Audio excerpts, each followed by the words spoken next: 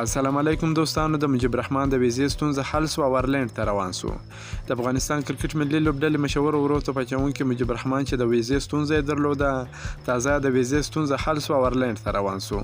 د افغانستان کرکټ بورډ څو ورځې وړاندې د آیرلینډ پر وړاندې سیالیو ته 14 کسیزه لوبډله اعلان کړې وه، خو په دغه لوبډله کې مجيب الرحمن نه و او د هغه نوم یوازې په احتیاطي لوبغاړو کې راغلی و. وروسته د کرکټ بورډ دویند په ټولنیزو رسنیو کې ولیکل چې د مجيب الرحمن مخکینی ویزه ختمه شوې ده او تر اوسه پرې بله ویزه نه ده راغلی. هر کله چې ویزه راسي نو له لوبډلې سره به یوځای سي. د افغانستان کرکټ ملي لوبډله پرون د آیرلینډ پر لور حرکت وکړ، خو نن تازه مجيب الرحمن هم یو پوسټ کې ویلي دی چې هغه هم آیرلینډ ته روان شوی دی. مجيب الرحمن په الوتکه کې اخیستل شوی حقس په ټولنیزو رسنیو کې خپور کړی دی او لیکلی دی چې د امارات آیرلینډ له لوري روان شوی دی. هغه به لومړی انګلستان او له هغه ځایه به آیرلینډ ته ځي. د یادولو وړ دی چې محمد نبی له دوبۍ څخه آیرلینډ ته روان شوی دی او رشید خان او نور احمد لکنوال به هم له انګلستان څخه آیرلینډ ته لاړ سي او د ملي لوبډلې سره به یوځای سي.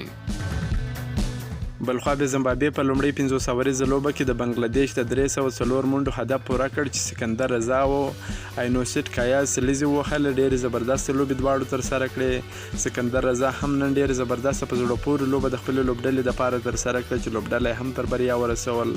په 109 توپونو باندې 115 ناسوځېدلې منډې وکړې چې 8 څلوريزې او 8 شپږیزې ووهلې. د آیرلینډ کرکټ ملي لوبډلې لوبغاړي پول سټرلینګ وایي موږ له افغانستان سره تل یو دوستانه کرکټ کړی دی. افغانستان او آیرلینډ د کرکټ د نړۍ دوه بیلنس او خاص لوبډلې دي. زه ډېر د خوښۍ احساس کوم چې یو ځل بیا په لنډ راتلونکي کې د افغانستان پر وړاندې په یوه بشپړه لوبلړۍ کې لوبېږم.